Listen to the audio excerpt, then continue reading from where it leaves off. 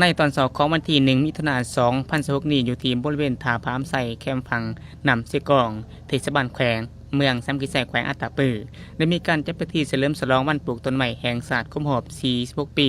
วันที่1 มิถุนายน 1980หาวันที่1 มิถุนายน 2026วันเด็กหน่อยสากลครบรอบ101 ปี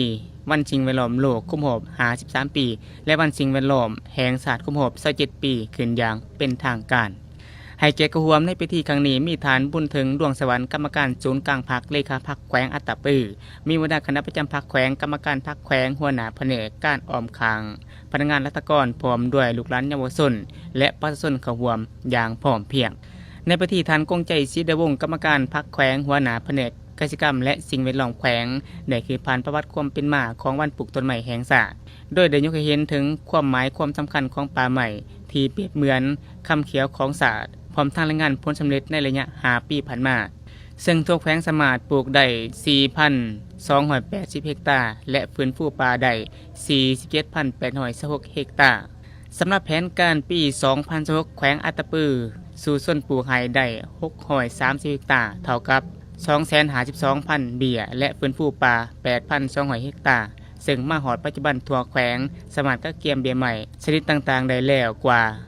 4.2 ล้านเบี้ยจากการสมทบทุนของภาครัฐภาคเอกชนและการสนับสนุนจากการนำแขวงจำปาสักจุดเด่นของงานในมือนี้แมนการรวมการปลูกต้นไม้ประเภทต้นย่างจำนวนทั้งหมด313ต้นตามแผนการปลูกเรียบแคมฟังนำเช็ดกองเทศบาลแขวงในนั้นเฉพาะในพิธีมือนี้แมนได้นำผ้าปลูกจำนวน46ต้นเพื่อให้เป็นสัญลักษณ์เฉลิมฉลองวันปลูกต้นไม้แห่งศาสตร์ครบรอบ46 ปีพอดีการปลูกต้นไม้ในครั้งนี้แมนแน่ใส่พันธุ์ขยายแผนพัฒนาเศรษฐกิจสังคม5 ปีครั้งที่10ของแขวงให้ปรากฏผลเป็นจริงภายใต้วิสัยทัศน์สร้างแขวงอัตตปือให้เป็นแขวงสีเขียวสนีสงบและปลอดภัยนอกจากกิจกรรมปลูกต้นไม้แล้วทางแขวงยังได้จัดกิจกรรมปลูกจิตสำนึกอื่นๆติดพันเซนกิจกรรมเก็บเขียเหยื่อในเทศบาลแขวงกิจกรรมถามตอบวิทยาศาสตร์รวมกับเด็กหน่อยเยาวชนและจะมีกิจกรรมอย่างเพื่อสุขภาพพร้อมมาฟังการปะทะกถาวันจริงมันหลอมในวันที่5 มิถุนายน 2016ที่จะมาถึงนี่ตื่มอีก